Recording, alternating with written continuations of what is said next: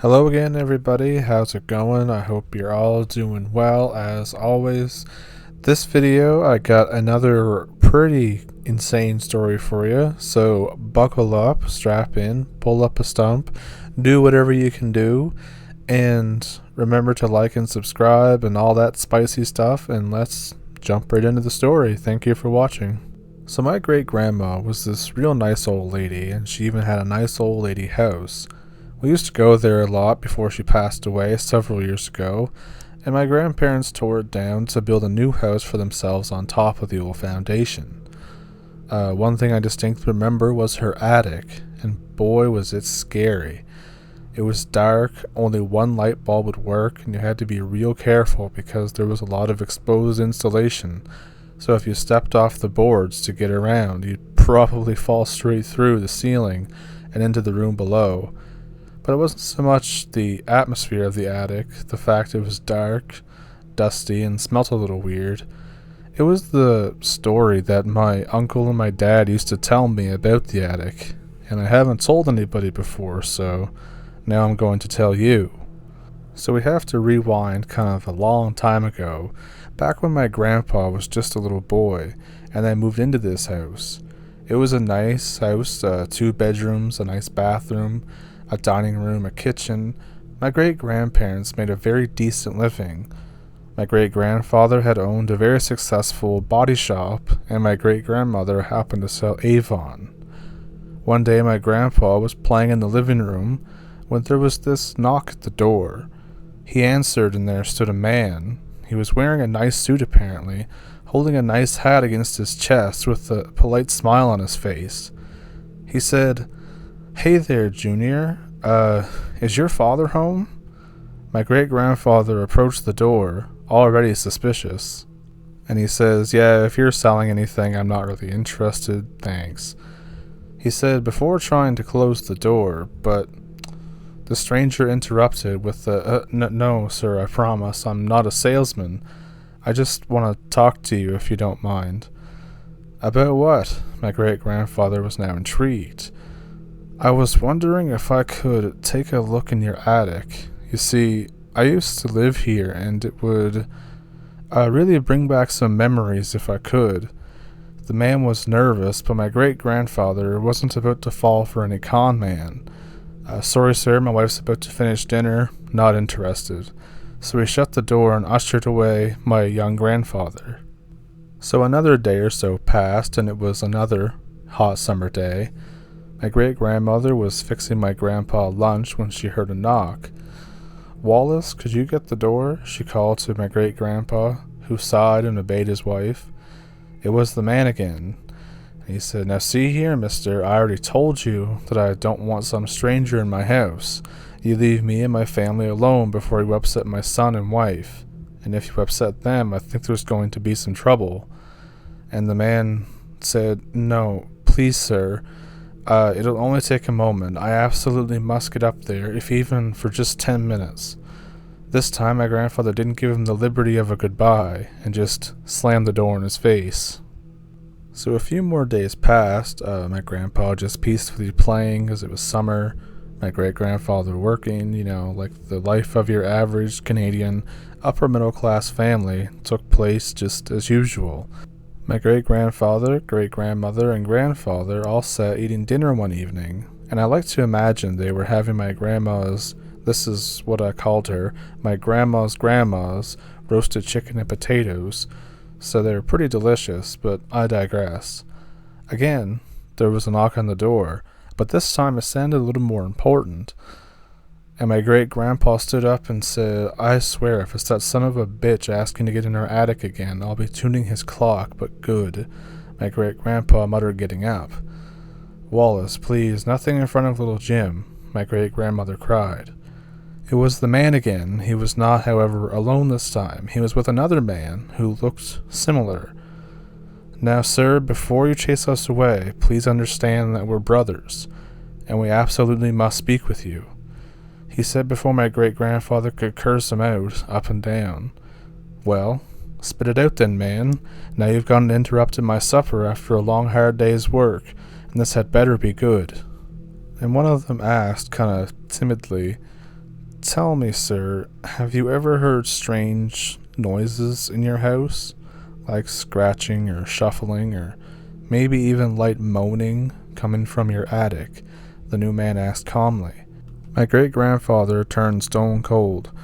His son, my grandpa, had often whined of hearing scratching or other sounds, to which both of his parents attributed to maybe like a bunch of mice up there.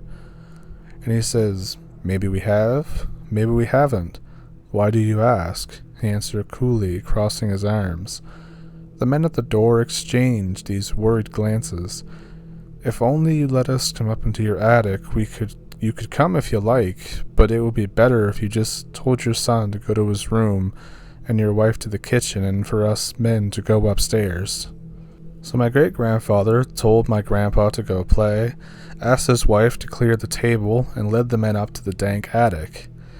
They used it only for storage at this time, so there were no real reasons to come up here, ever. The two men looked around, and they started knocking on the wood of the walls in the attic in various different spots. Knock, knock, hollow. Knock, knock, hollow. Knock, knock, not hollow. My grandfather froze as they nodded to one another before turning to my great-grandfather. Now, sir, please believe us when we'll say that we'll pay for any damages that need to be fixed, and that we're about to do may be very shocking, maybe even frightening to you, so you may very well not want to see what's about to happen. My great-grandfather pondered right then and there about turning his heel and just waiting downstairs. But no, he had to be the man of the house and stay for his family's sake. Go ahead then. What's in there? Till his dying breath, he said that he wished he just went downstairs. The two men started to pull at some of the boards, peeling away the old wood very easily. My great-grandfather felt a vicious bile build up in his stomach and throat, and this terrible smell poured out of the boards. His body was frail and gnarled. His skin was ghostly white, his bared teeth yellow as freshly boiled sweet corn. His eyes were open, glazed over and staring. The pupils were milky. He was blind. The whites of his eyes were barely that. Instead, they were bloodshot to a point that it was almost unbelievable. His fingernails resembled long brown talons, and it was a horrifying sight for my great-grandfather as the two men bowed their heads. "It's him," said one. The other only sighed and covered his nose with his sleeve. This thing, this remnant of a once living man, was dead, but it seemed to be just a few weeks, or kind of fresh. That was when my great-grandfather had reached his boiling point.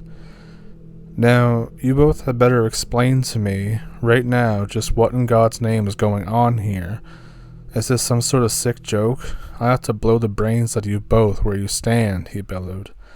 Sam, go get the blankets from the car. I'll explain, one man said, as whoever was Sam nodded and left. Sir, please understand, we're no monsters here. You see, this is our brother, he began fretfully, looking at the mangled creature in the wall. Your brother? You 6 sons of bitches locked up your own brother inside the wall here and let another family move in.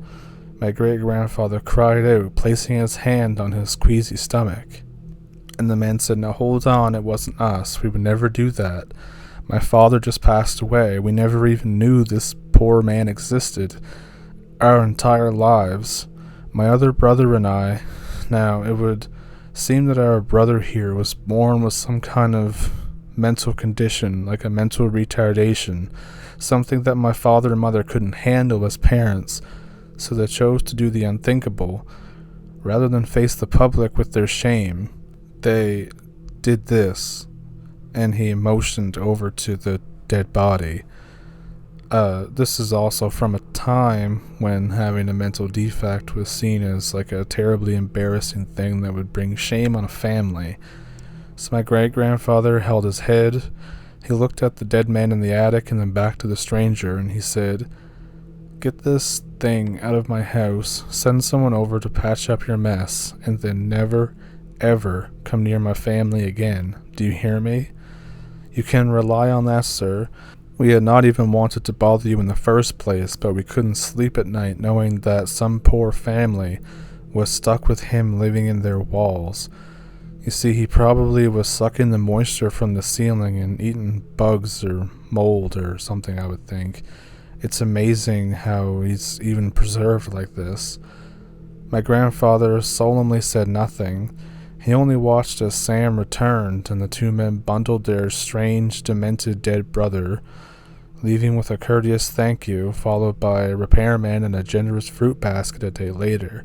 My great-grandmother was curious and asked what happened, and my great-grandfather couldn't bear telling her what it was, so, rats, he said. They were just rats. So let me know if you think that that was just a story that his uncle and father used to tell him, or if you think that something like that may have actually happened. And I'll say why that I chose to do this one, because I won't say where because it was never confirmed, so I'm not gonna get in that whole thing. But there was a historical site that I've been to where it was built in, I think, the 1850s or something like that. And over time, when they were doing more restoration to the building, they noticed a draft was coming from this big gap in the side of the house facing the road. So they peeled back some of the wall, and I noticed that there was a whole other entire room in there.